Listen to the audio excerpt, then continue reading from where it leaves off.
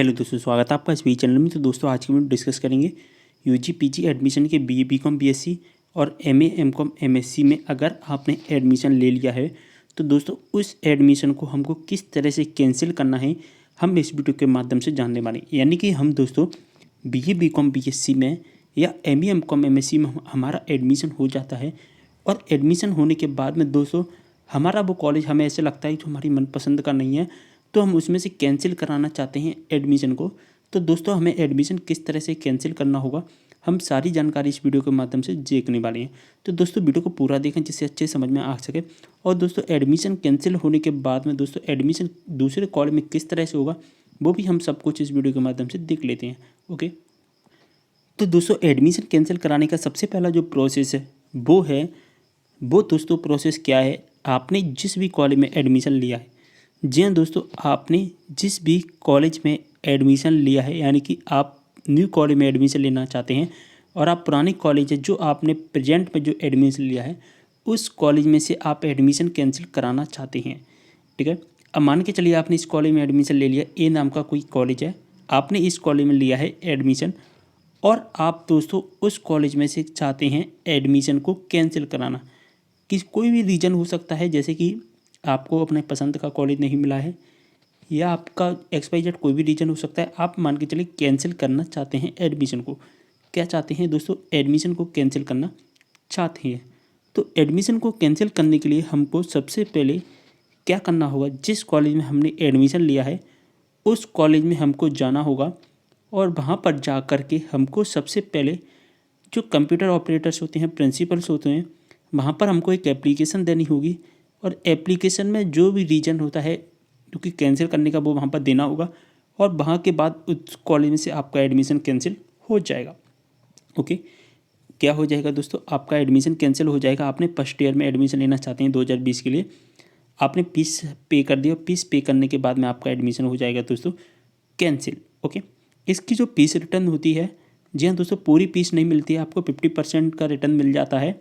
या आप कह सकते हैं, मान के चलिए आपने 1000 रुपये का पे किया तो उसमें से आपको 1000 ना मिलकर कुछ पेमेंट यानी 50% करके लगभग 400 के आसपास आपको पे आउट वापस मिल जाएगा। ओके, अब दोस्तों बात आती है कि हमारा एडमिशन हो गया कैंसिल, ए नाम के कॉलेज है कोई सा, उसमें से हमारा एडमिशन हो गया कैंसिल।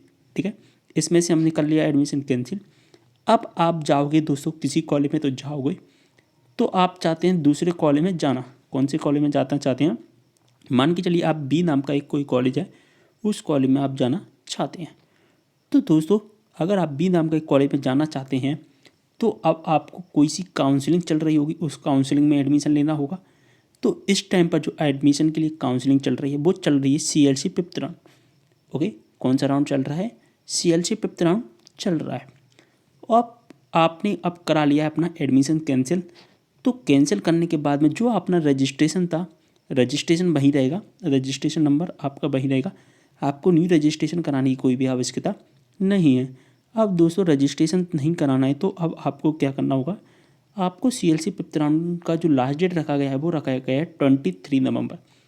तो 23 नवंबर तक आप जिस कॉलेज में एडमिशन लेना चाहते हैं, मान के बी नाम का कोई कॉलेज उसमें एडमिशन लेना चाहते हैं, तो वहाँ पर जाकर आपको डायरेक्ट एडमिशन लेना होगा। आपको चॉइस फिलिंग करके आपको डायरेक्ट एडमिशन मिल जाएगा। ओके, अब मान के चलिए आप जिस कॉलेज में एडमिशन लेना चाहते हैं उस कॉलेज में सीट खाली नहीं है रेगुलर बेसिक पर। क्या नहीं है? सीट खाली, रेगुलर बेसिक पर सीट खाली नहीं है। तो आप दोस्तों इसके बाद रेगुलर के बाद में कौन से फॉर्म आते हैं? प्राइवेट फॉर्म आते हैं। प्राइवेट फॉर्म में आपका एडमिशन हो जाएगा। अगर आपका रेगुलर में नहीं एडमिशन हो रहा है तो आपका प्राइवेट में हो जाएगा एडमिशन।